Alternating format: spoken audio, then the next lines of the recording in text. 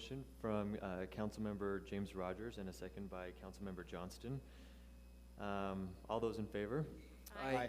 Any opposed? Looks like the motion passes. Moving on to item B, public hearings. We have a few opportunities for public comment tonight, and we'll call people based on the comment cards that have been turned in. I will call people 2 at a time.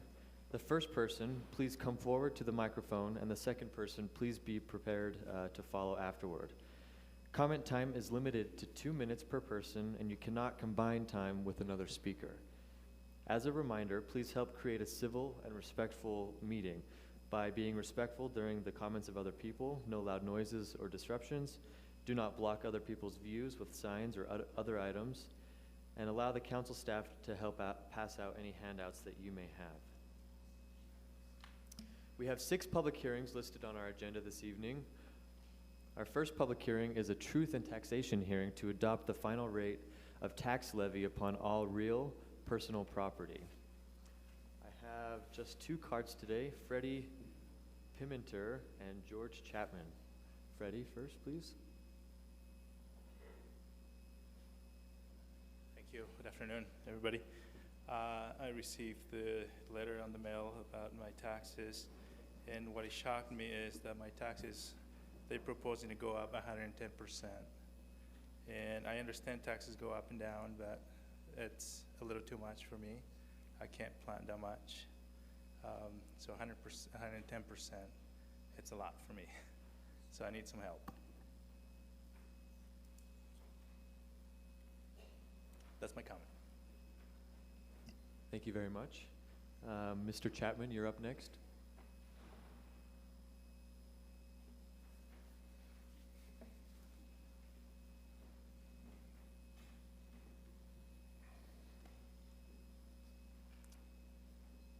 I'm waiting for Charlie. I'm here. Okay. I hope you get the problem with this, that there are only 2 people showing up to talk about a tax levy increase. I mean, I know some people, the value of their home are going down, and that's all well and good, but you're increasing the tax levy, and you should have a lot more participation from the public, unless you've totally turned off the public. So my comments are, maybe you should stay off of it for a little bit to encourage more people to participate. I mean, come on, this is taxes. You're supposed, I mean, I would think that you'd have 20 or 30 people saying this. We've had 5 or 6 before. This is ridiculous. What I'm trying to say is you have a public engagement manager. It's not working. I know you care. I know you're going to listen, but I'd just like to see more participation. So I'm actually asking you to continue the public hearing to get more public comment. Thanks, Mr. Chapman. That was my last card. Do I have anybody else in the audience that would like to speak? Okay. Staff will hand you a card to fill out, and why don't we go ahead and have you, sir, with the red glasses come up first, and then followed by the other gentleman, and we can have you fill out your comment form afterward. Didn't realize we were going to talk about taxes today, but you know, I got like 7 or 8 tax notices of a variety of properties in the city, and I just think the city should really work at living within its budget and quit raising taxes every year. In particular, I have one property with 0 parking, and it's taxed as much as the building across the street with the same amount of floor space roughly and 16 parking spaces. So I think somebody is not, I've already appealed this, so I'll probably have a hearing, or I don't know what the result of that appeal will be, but they raised from last year is when I purchased the property for about $500,000, and all of a sudden this year they want to up it to $700,000 valuation, and I don't understand that when I just bought the property within a year. So I just think they need to take a careful look and be a little more considerate of what property values are, and not just helter-skelter raise them just because they want to. Anyway, that's what I have to say about that. Thank you for your comments. Please be sure to fill out a comment card. Did I see another hand out there? Go ahead, come on up. I received my tax evaluation, and there's not a property in this. It's an 8-unit condo complex that I live in. There's not a property in this thing that's even sold near to these prices. The last 2 properties in this complex that have sold for $30,000 to $50,000 less than you appraise them for today. And I just wonder where the value is you're coming from on this. It's an older property. We have a gas station next door that's abandoned. The house next to that is a drug house, and these things are still going up in value? I don't think so. And so I wonder where you get your numbers to put these things down on paper like this. Thank you for your comment. Is there anybody else that would like to speak? I think we had a item of personal privilege from Councilmember Mendenhall. Thank you. I think the numbers you're talking about are actually county valuated numbers, not city valuated numbers. And that's not this board, that's the county council board, and there's also a hearing process you can go through, and our staff could actually help connect you with those people in that process if it sounds like you want to. Could someone over here raise their hand on our staff? Lehua here could meet you in the hallway and help you find that contact information when you're ready to. And also, I wanted to note, after Mr. Chapman's comment, that this is actually the one meeting, I think, in our entire annual schedule that has a title on it every single year at the beginning of the year, that this is the Truth in Taxation hearing meeting. We are always going to hold it on the first Tuesday of August. We pretty much always have in the history that I can recall. So you can plan on showing up here if there is a realization of growth in our city through our taxes. We are obliged by the state to hold a Truth in Taxation hearing like we're doing right now. And so you can plan on it. And George, I think you've been here for several years and you know it happens every year. So it's not for lack of notice. It's really the only thing on our calendar that has a title on it. You can count on it the first Tuesday of every August, and come on back next year. It'll happen again. Thank you for that moment, Mr. Chair. Thanks, Councilmember Mendenhall. If nobody else wishes to speak, I will look for a motion on this item. Mr. Chair, I move the council close the public hearing and adopt an ordinance establishing the final rate of tax levy, including the final levy for the library fund upon all real and personal property within Salt Lake City made taxable by law for fiscal year 2016-2017.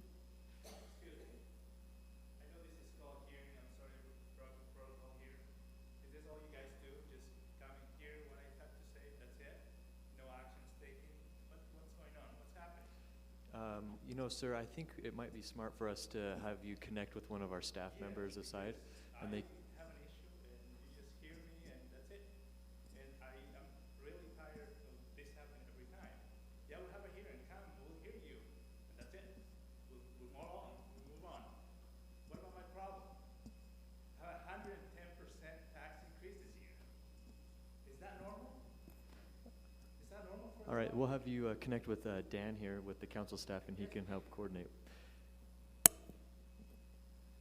Councilmember Mendenhall, did you want to finish your thought? I did. I need a second. All right, we have a motion from Councilmember Mendenhall and a second by Councilmember Luke. Is there any other discussion among this body? All those in favor? Aye. Aye. Any opposed? That motion passes. Moving on to public hearing number 2, which is regarding CVS Pharmacy rezone at 2036 and 2046 South, 1300 East.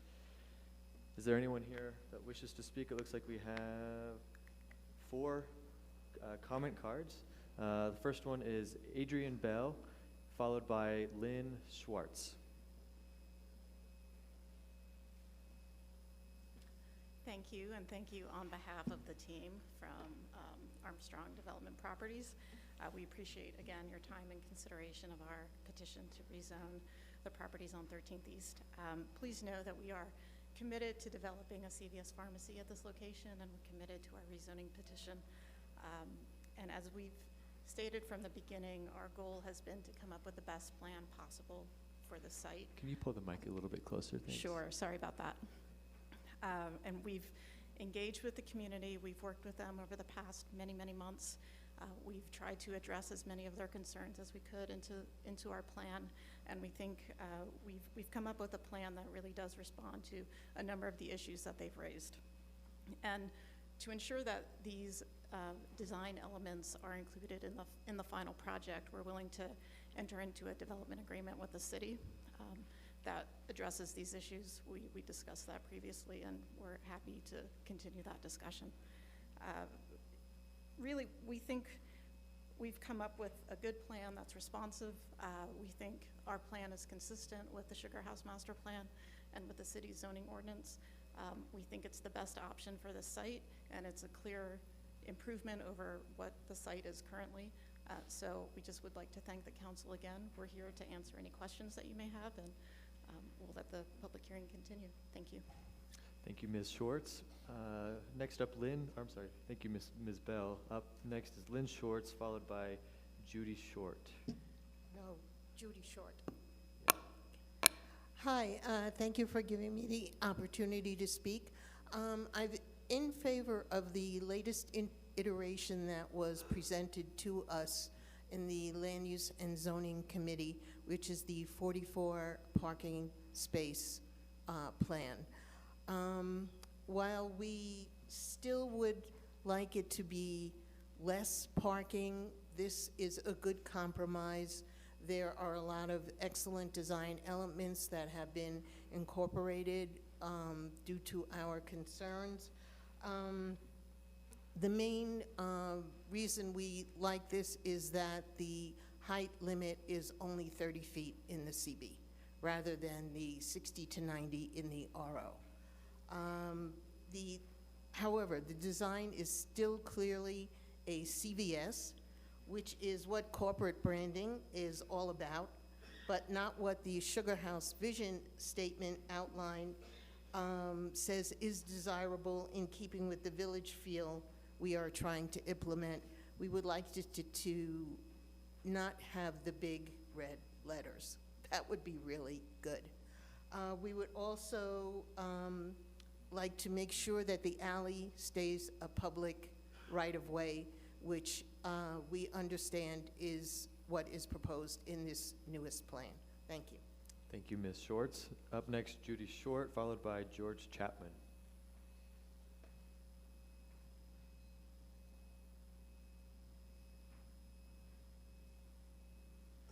Hi, I think you got my letter with more details than I can squeeze into 2 minutes.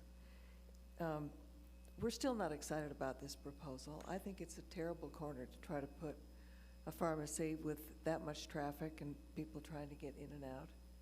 I get really frustrated with the fact that we're just approving yet another drive-through window, and the master plan says they're outlawed on 21st South, and yet we approve every single one that comes along.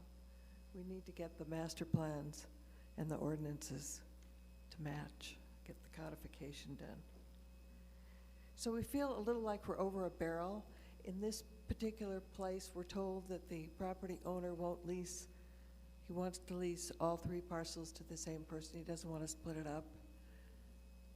The planner turned the proposal down, saying they could build it all on the first car wash parcel, wouldn't have to rezone. That makes the most sense to us. And I think that's the one that I'm in favor of. We prefer the CB height, 30 feet. That's, to me, I was thinking that RO was like RB, 30 feet tall, and, you know, an occupant's, a business in your home kind of thing. But 60 to 90 feet along that street just doesn't go with the rest of the residential area. Thank you. Thank you, Judy. Mr. Chapman?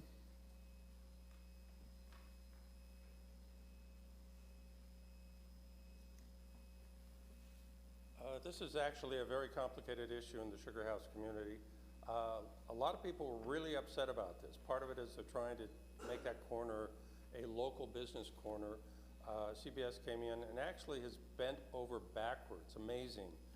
They've done almost everything that the community asked. I mean, the most innocuous design issues they've actually incorporated at the request of council members and the public. I was really impressed. I know there's an issue with the CVS sign. To me, it's not a big deal. I mean, there's the draw right across the street with big sign also, so I think this is actually making the area nicer. And compared to all the other 80-foot and 90-foot and 105-foot and 80 or 60-foot buildings that are being built in the area, this is nice. So I encourage you to approve it. Thank you, Mr. Chapman. I do not have any other cards on this issue. Are you Scott Carter? Okay, go ahead and come on up. I don't have one for this topic, but go ahead and come on up. Anyway, I own the 5 properties to the north of this project. And the only concern I have, I mean, I like the idea of the rezoning because it keeps the height of the building lower. But the one concern I have is, and in fact, I just spent $4,000, you know, on maintenance of my right-of-way down through the block to Douglas Street. And I get a lot of traffic coming from the car washes, and they go right down through my parking lot, which is private, or from 13th East down my private driveway past my 2020. And you know, I'd just like to somehow regulate that to my customers and my tenants, rather than have just everybody that wants to use it. And that's the concern I have. So if the people that want to build this CVS, and you know, if they could somehow keep the traffic from coming down and using my right-of-way and my parking lot, I would greatly appreciate it. Thank you for your comments. Is there anybody else that would like to speak on this topic? Yes, sir.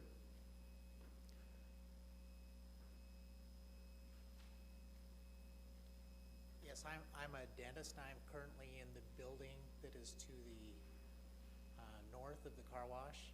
And I would just like to know, and I think it would be appreciated by the other tenants that are in the building, if this is going to go through.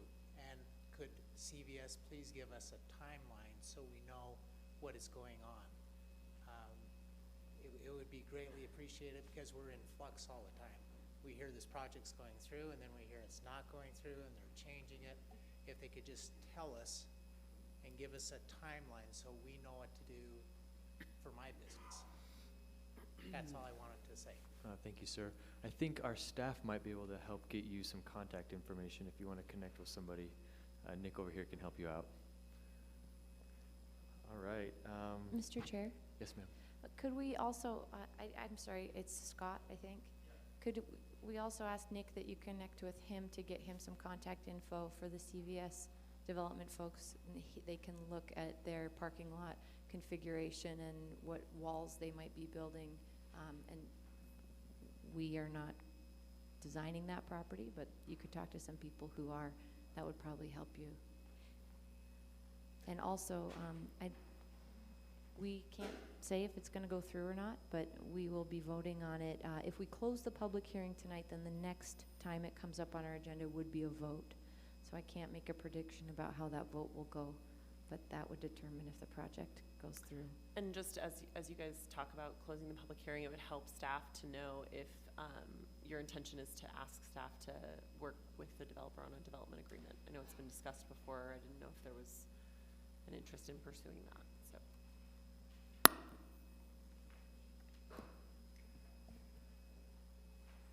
So that is the extent of my comment cards on this topic, so I will look for a motion.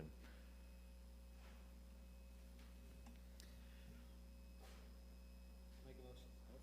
Turn it on. I move the council close the public hearing and defer action to a future council meeting. I'll second it. Can I ask for a friendly amendment? Would it be with, within our motion that we request that the administration or Council pursue staff. a development agreement with the developer? I'd be open to that. Me too. Okay. We have a modified motion by Councilmember Johnston, seconded by Councilmember Rogers. All those in favor? Aye. Any opposed? And that carries.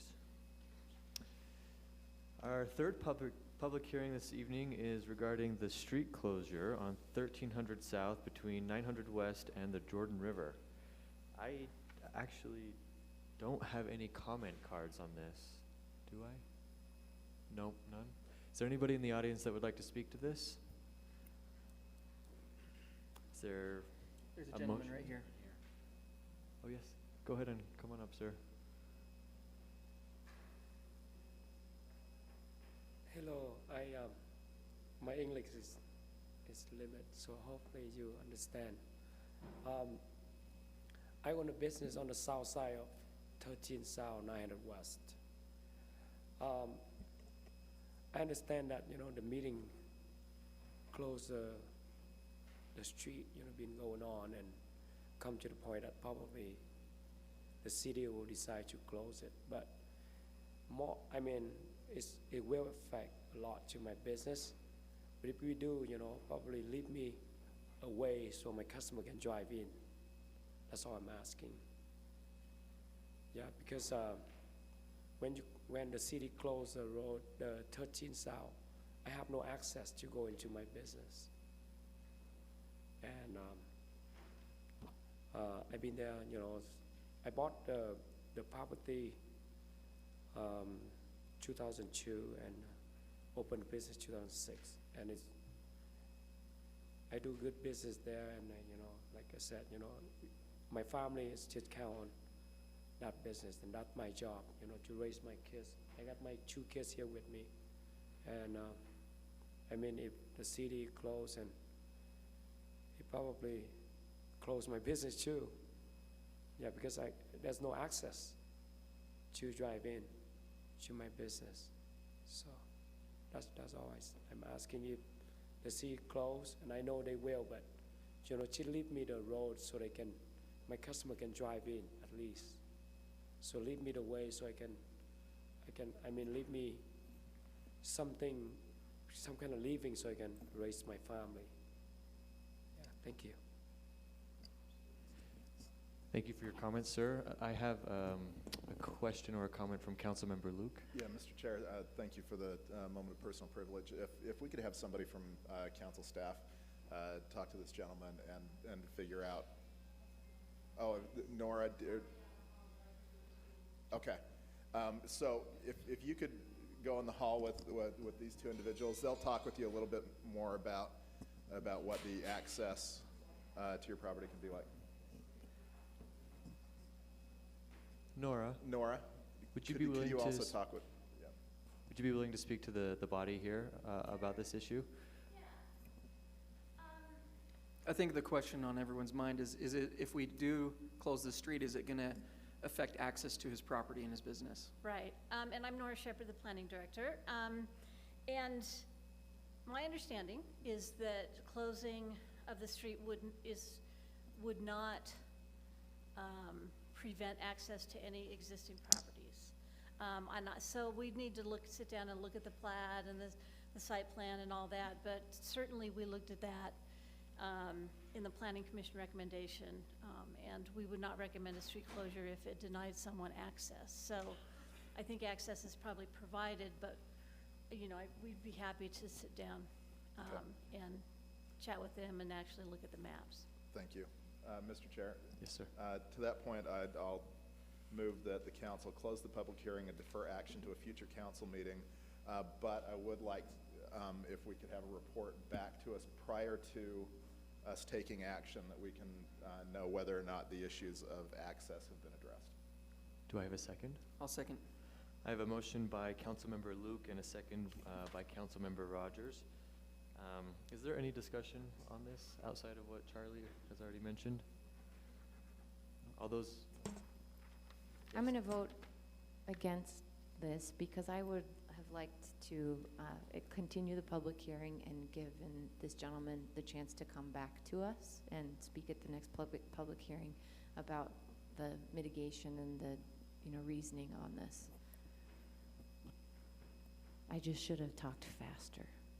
Yeah, beat I, me I, to it. I think it's Or addressed you in the could even staff offer a report. friendly amendment, I because I would would be li- I would very like open to. to that. I'd like to offer a But you friendly can vote amendment. against me if you want. No, no. Well, you got a second. A friendly amendment that I'd we be more than continue happy the to- public I would be hearing. more than happy to continue the public hearing. Councilmember Rogers? Mm-hmm, that's good. You're okay with that? Thank you, guys.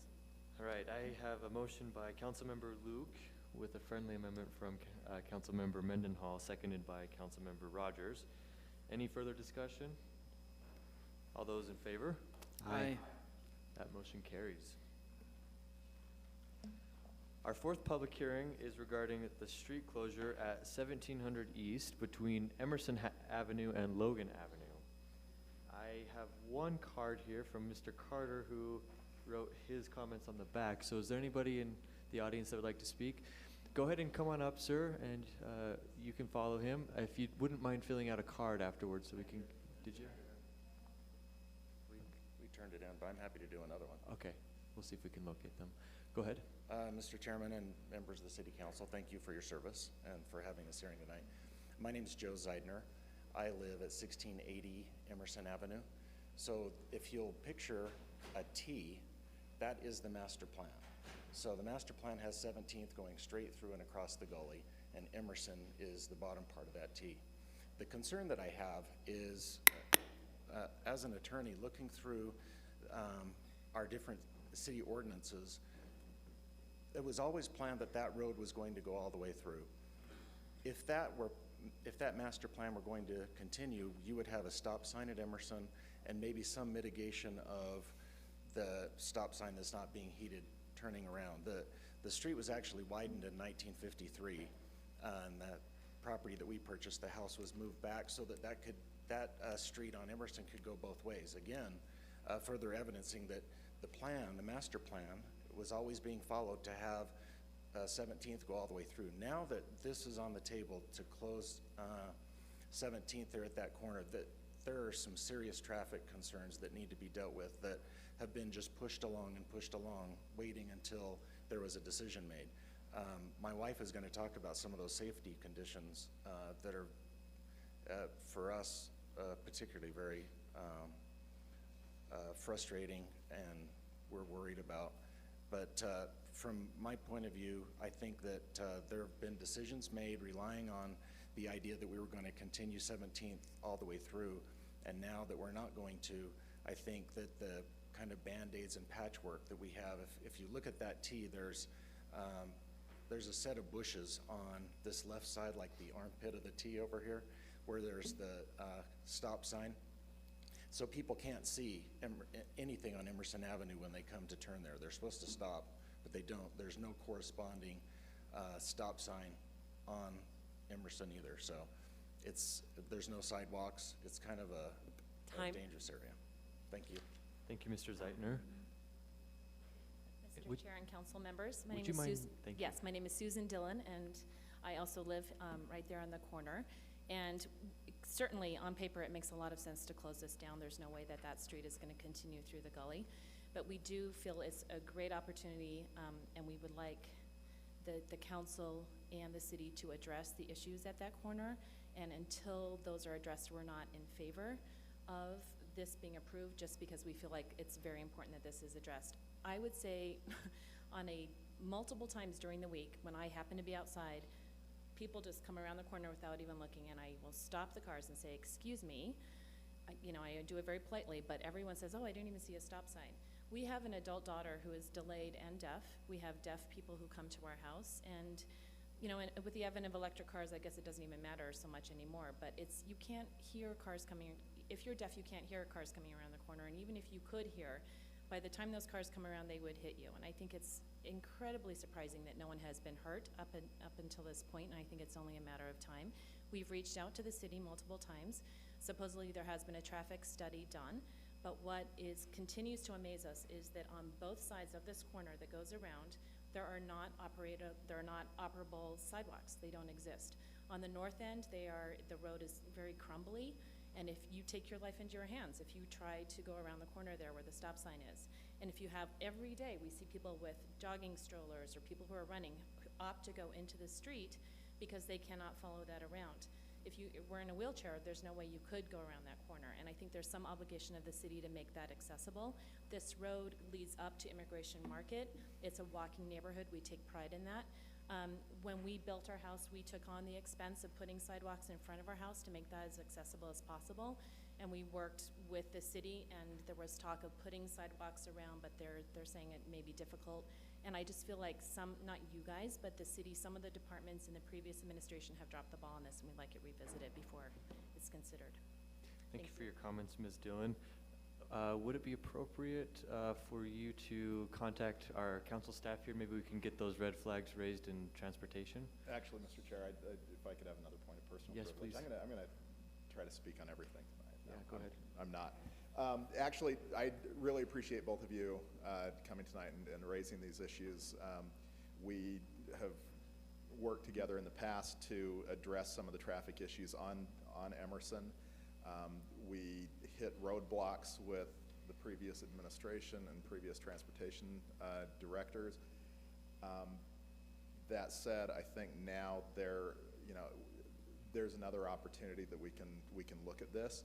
I don't really see that it would prohibit us from moving forward with the street closure, because the reality is there will never be 17th South will never be built across Wasatch Hollow, because it would require a suspension bridge and incredible cost, which it's just not going to happen. But I would be more than happy to continue working with you and the neighborhood and transportation. Mr. Leary, if we could also work with the administration and the neighborhood to figure out a resolution to this issue that has been stretched out for a long, long time. I think it's a good time to do it. It will require, some capital improvement project applications and things like that, but that the city would be, I will be happy to work with you on that, work with the administration as well to see what we can do. But I am comfortable moving forward with this petition tonight, because I do think that we can still accomplish what we're trying to do and still open up that easement for the work that we're trying to do in Wasatch Hollow. So, Mr. Chair, I move that the council adopt an ordinance closing 17th East between Emerson Avenue and Logan Avenue. I have a motion. Is there a second? Second.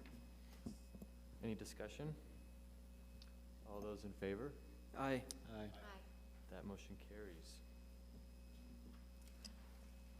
Next, items B5 and B6, public hearings, are both related to Cornell Street. Mr. Chair, I ask that I recuse myself from this. I don't have a conflict of interest, but the appearance could be such, so I'm going to recuse myself from these two items. Thank you, Mr. Rogers. We still have 4. Okay, good. So this is relating to Cornell Street, which is 1525 West. Public hearing number 5 is for a rezone at 211 to 251 North Cornell Street.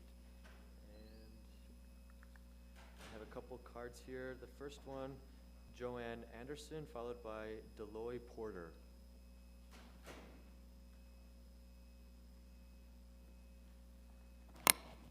Hi, we have some, can you hear me okay? Yes. We have some concerns. As you've gone through all the pictures and everything of this site, right? Yes. It was in our packet, yes. Okay, it was in your packet. Okay, I live in All Seasons Manufactured Home Park.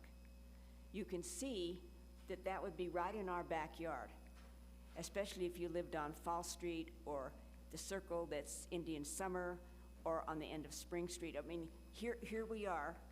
We're manufactured homes. We're not a 7-story building. So you could imagine what that would mean to us if you rezoned it to the TSA. I mean, here we are. You've got the health department, 4 stories.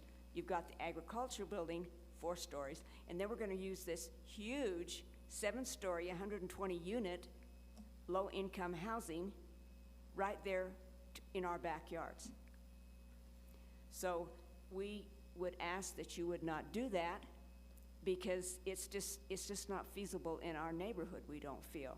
There's 120 units in All Seasons, and I gave you a petition that 60 people had signed. Did you not get that?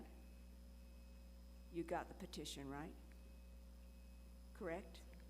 Yeah, the city's Okay. received your petition. Okay, because I gave you the petition, and I have copies at home. But anyway, I mean, as you can see, it's just, you know, and we also mentioned to Mr. Caroon, when we were at the planning and zoning meeting, that, you know, he could do, he could possibly rezone it to a 1R 7,000, and that would be one house per 7,000 square feet, which would mean 8 homes, not a 7-story, 120-unit place. And, or we said, you know, the 1R 5,000, one house per 5,000 square feet, which would mean 10. Anyway, we just don't want that in our neighborhood, and that's our plea. Thank you for your comments, Ms. Anderson. Up next is Deloy Porter, followed by Peter Caroon and John Netto, who it looks like would like to speak together. So, Mr. Porter.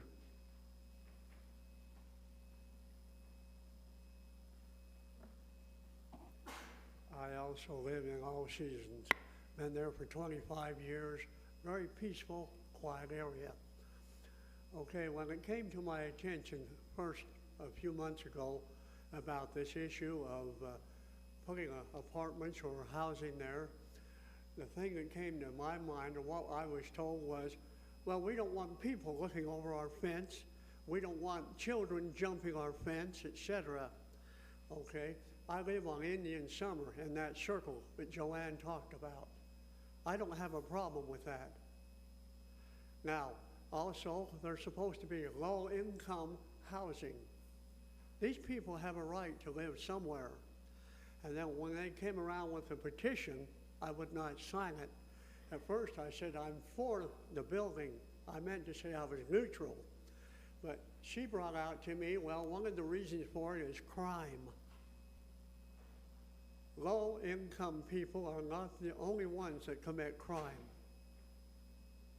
They deserve to have the opportunity to develop and to grow. Okay.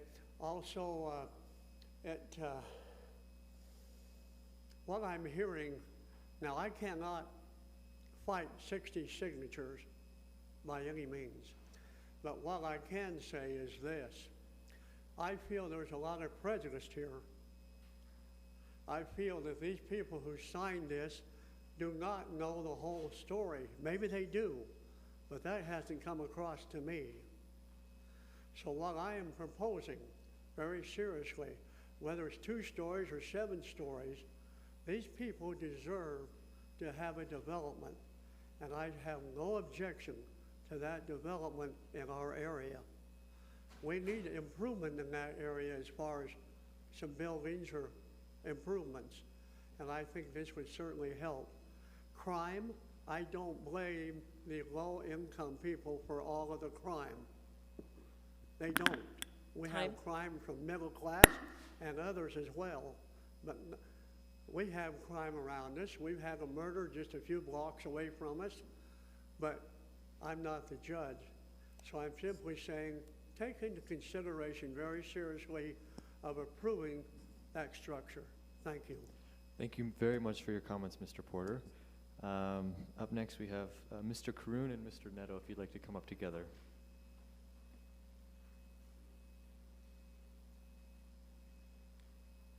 I'm Peter Caroon. John Netto. Thanks for giving us the opportunity. We are the petitioners on this project, and I appreciate your time. We've started this process in October of last year, and the staff has been great to work with. Obviously, it's a lengthy process, but they've been very helpful along the way. One of the things I want to mention, we're not actually asking for a height change. The current height is, I think, 50 feet, and the initial zoning request, we did ask for the TSA MUEC C zone, which is the transit area zoning core zone, but working with the staff, we've agreed that the transitional zone is the more appropriate zoning, which keeps the height the same. The reason we're asking for a zoning change, as I mentioned in the last meeting, is that when we purchased the initial property last September, we were led to believe, based on the city's zoning map and county records, that this was the TSA zone, which allows housing, and we do intend to build housing on the site.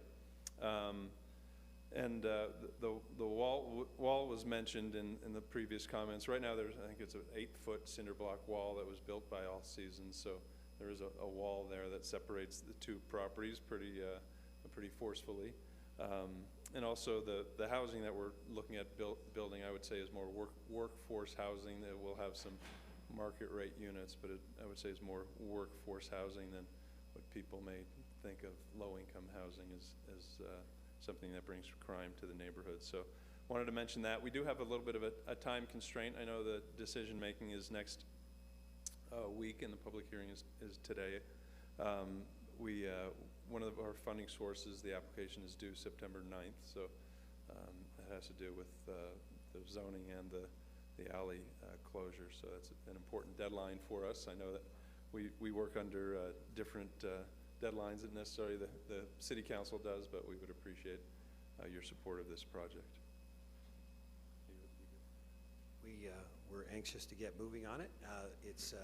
The area needs to be cleaned up, and some property needs to be removed that are, for us, don't look good and don't add to the neighborhood.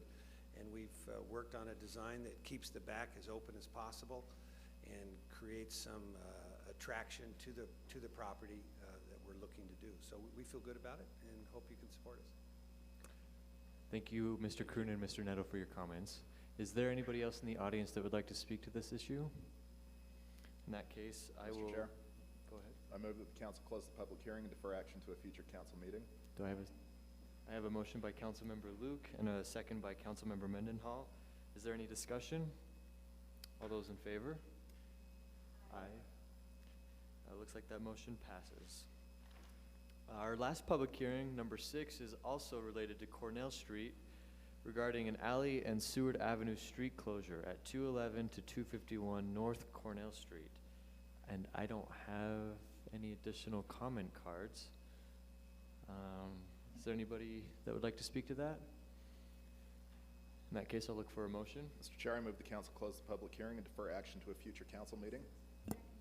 I have a motion by Councilmember Luke and a second by Councilmember Mendenhall. All those in favor? Aye. That motion carries.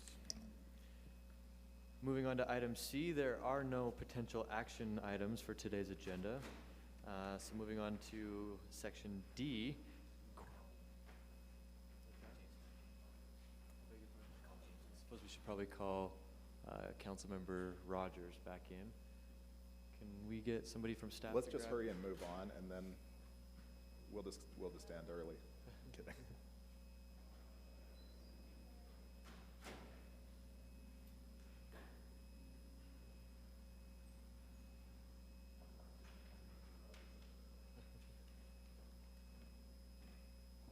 Welcome back, Councilmember Rogers. Hey, thanks. There are no potential action items on today's agenda, so item D, comments and questions from the mayor, to the mayor from the city council. Looks like we have Mayor Biskupski's chief of staff, Patrick Leary, attending on behalf of Mayor Biskupski. Patrick, thank you so much for being here today. Council members, are there any questions or comments you'd like to say to the mayor's office? None? All right, easy enough. We are now on to item D2. We will be taking general comments tonight, and we will call people based on the comment cards that have been turned in already. Just like with the public hearings, I will call people 2 at a time. The first person, please come forward to the microphone, and the second person, please be ready to follow. Comment time is 2 minutes per person, and you cannot combine time with another speaker. As a reminder, please help create a civil and respectful meeting by being respectful during other people's comments, no loud noises or other disruptions. Do not block other people's views with signs or other items. And please let council staff help pass out any handouts that you may have. All right, I have 2 comment cards today. The first speaker is Eduardo Novell? Maudi, excuse me. Followed by Alexandria Keel. My name is Eduardo Naudi. I'm a property owner at 5 South, 500 West, the park at Gateway, since December of 2004. So I has been seeing the whole develop there and through good and bad times, but now the situation is really, really bad. We have a huge problem with drug dealing, users and dealers. We also have a very big problem with violence between the gangs. There is a Hondurans, Hispanic gang that has been established there for the last 3 years. And then there is a white gang, and there is a black gang. A couple, like about 10 days ago, I witnessed myself, like about 7 o'clock, a fist fight between the black gang and the Hispanic gang. It's just really, really bad, really, really risky for the whole neighborhood. As you might be aware, there are the Liberty Gateway, the other one, what's the name? The Altitude at 5th, which are 2 towers. Of course, the Park at Gateway, there are around, I will figure out that there are around 700 to 800 units. We all pay taxes there, and we feel like, in a sense, the future of Salt Lake City downtown is lower downtown. Okay, there has been, in addition to all that violence and drug dealing, you can walk there and see the black plastics for the heroin. There is an epidemic of heroin users. If you go between 200 and 400, there are living there between 250 to 300 people. I assume, just by observing, that maybe 30 or 40% of that people, there are homeless people. I'm not prejudiced about homeless. I'm not prejudiced about any kind of race or anything. But all the other 70% of the people, there are users and dealers. The cops, they come and they do nothing. And then just I have to say this for sure. There is a sign that they put there a long time ago when we fight, I think was like in 2009 or 10, and there is suppose that an ordinance that says 500 West street commons are closed to the public from dusk until dawn. No camping, lodging, cooking, fire, making or placing of bedding, camping or sleeping equipment, failure to break camp or remove items when requested is a separate criminal offense. I mean, guys, please, we need help. This is getting ready to a major killing catastrophe, from taxpayers, and I can keep going and going and going, but we have a lot of problems over there. Thank you for your time, and hopefully we'll see some action. And we need to get the DAI involved, guys. There is a big, big heroin epidemic. Thank you for your comments tonight. I appreciate you coming. Up next, we have Alexandria Keel.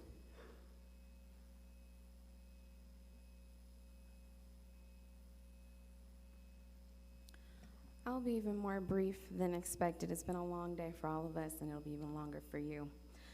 My name is Alexandria Keel. I am from Detroit, Michigan, and I just flew in on Friday, and I'm moving to Salt Lake City. I'm staying with family right now in Syracuse, and I'm looking for residency in Salt Lake City, and what I've quickly learned is about the epidemic of homelessness that exists. I was extremely shocked, not necessarily to see homeless people, obviously I'm from Detroit, but just to see the congregation, and it didn't mesh well with the culture of the rest of the city. And my experience in Detroit, I've been on the State Commission for Economic Opportunity and Community Development. And so from an outside perspective, I just had a couple of implementation ideas. You have 2 handouts in front of you, which are rush jobs because, like you all, I'm very busy. But in both of those, they boil down to 2 things. One, I believe that the current strategy of nonprofits should be changed by encouraging social enterprise. I saw a couple of past council meetings, and I know that there's a fight for funding, and what happens when nonprofits have to fight against each other for funding is they don't support each other and they don't work together. But if they were working together and supporting each other, they would be eradicating the problem and helping to support the target population. And then the second recommendation is to charge the Salt Lake City Human Rights Commission with finding and identifying what the demographic and the face of homelessness is. I think that there are a lot of commissions that Salt Lake has, And all of the charge to eradicate homelessness, even though I understand that's your priority for 2016, does not lie with the city council alone. That is what the purpose of different commissions are. And if that pie was divided and split to those different aspects of the commissions, then the weight wouldn't be as heavy, and it will also be done quicker. Thank you. Thank you, Ms. Keel, for your comments tonight. I love Venn diagrams and SWOT analysis, so this is exciting. And I just wanted to thank you for getting quickly involved in the community, so thank you very much. I have a couple additional comment cards. George Chapman, followed by Chris Condit. Did I pronounce Condit? Thank you. Mr. Chapman first, please. Okay, my comments, I already made some to Patrick, but my comments are, I'm concerned about 10 people downstairs that are protesting the shooting that was found justified last January. They think that Mohammed is totally innocent. I've heard from way too many people and lots of cops that there's a spice drug gang down by Rio Grande. That's what caused the problem. He was part of it, they say, because his friends came back the next night and started beating the same guy up, finishing the job. That's a gang. These are teenagers that shouldn't be on the street. They're in Rio Grande after 1 o'clock in the morning. That's when the bike patrols stop. But they're there at night. These are teenagers, they shouldn't be there. I'm asking you to make a point to the people downstairs that there's drug dealing teenagers down there. Even though he was shot in the back, the kid was trying to hit somebody and it could have killed him. So this made sense, justified shooting. But you can emphasize this by getting the teenagers off the street in Rio Grande that are selling spice. The spice zombies really make our neighborhood look great. But that's what they're doing. They've actually cornered the market. If you don't do anything, just take the police down there, put them in the car, take them back to their parents again and again and again until they stop doing that. This is really dangerous territory. Please do something. Thank you, Mr. Chapman. Chris Condit, up next, please. I don't have anything formally prepared. I did email you my concerns earlier. My comments are about parking enforcement in downtown Salt Lake City area. It was kind of a situational thing for myself where I ran across having paid for my car registration and for my parking, and then was issued a parking ticket for having no registration on my car. But when I went down to prove that I had registration for the vehicle, they made me pay the ticket regardless anyway. So my concerns had to do with that one issue, or that's kind of what prompted my coming in to comment on this. But it seemed also to be kind of indicative of a larger problem with the way parking is enforced in downtown, which seems to be a little overly aggressive in a lot of respects. I've been speaking to other people about the issue, and there's been kind of a general consensus that the aggressiveness of the parking enforcement downtown is a little bit extreme in terms of how it's being handled. And there's a lot of people like that might not be able to pay some of the fees that are being levied against people for parking fines. I know that there was also maybe a proposal to increase parking tickets up to $50 or something like that downtown. But I was just kind of speaking out on behalf of myself, but also others in general, that where, you know, if that's a money revenue maker for downtown, you should consider other avenues for trying to increase fees related to your taxation rules and whatnot. But I believe that it's kind of setting up a very conflictual dynamic with a lot of the people in downtown. And in terms of how it's just being administered in general, I just felt it to be very unfriendly towards the populace at large in general. And it would just be nice if there was, in terms of the hearing officers that maybe function here to mitigate some of those things, that there might be a little bit more understanding or a little bit more compassion in terms of when people are coming into the office to express their concerns and find a resolve in a sort of a little bit more of a humanistic manner related to that. On on the final point, it's just that there is, when you talk about the homeless population, there's a lot of people that cannot afford these kinds of things downtown. So it really hits some people hard to have to take that fee. Thank you. Thank you very much for your comments tonight. I appreciate it. Is there anybody else that would like to speak to the council during the general comment period? Okay. Moving on, we are now at new business of our agenda. Has he already spoken? Yes. You already spoke during the general comment period for tonight. I got the solution. I got something that I would like to add. So we can connect you to somebody from council staff. We only allow residents one 2-minute time period per council meeting. So moving on, we are now at new business of our agenda. Item E1 is regarding a proposed ordinance that would formalize the city's current hours of meter operation. I'm going to look for a motion.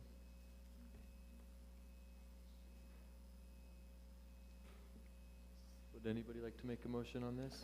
I'll go ahead and make the motion. I move the council refer to a future meeting the consideration of an ordinance amending section 12.56.150 of the Salt Lake City Code to modify on-street parking regulations. This item will be considered together with a group of other potential parking meter ordinance changes. I have a motion by Councilmember Johnston. Is there a second? Second. And a second by Councilmember Rogers. Is there any other discussion on this topic? All those in favor? Aye. Aye. That motion carries. There is no unfinished business, item F. So we are now at the consent portion of our agenda. I will look for a motion to approve the consent agenda. Is there a motion? So moved. I have a motion by Councilmember Luke and a second by Councilmember Mendenhall. All those in favor? Aye. That motion passes. This concludes our formal council meeting for tonight. Thank you for your attendance at tonight's council meeting. The meeting will stand adjourned.